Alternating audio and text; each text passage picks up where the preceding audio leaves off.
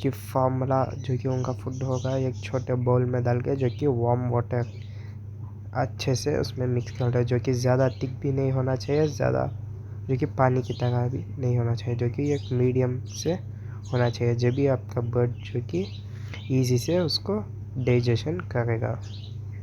जो कि इस तरह आप जो कि बाउल में जो कि फार्मूला है वो डाल के, जो कि गर्म पानी में जो कि अच्छे से मिक्स करें, जो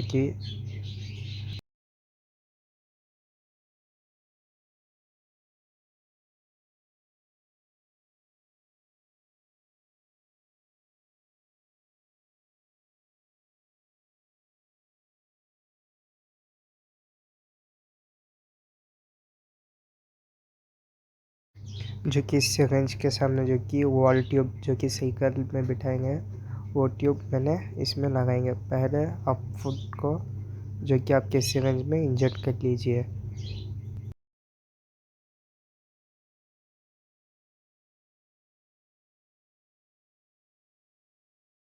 जो कि चिक्स को धीरे से वो ट्यूब माउथ में दे के जेंटल से आप प्रेस करना चाहिए।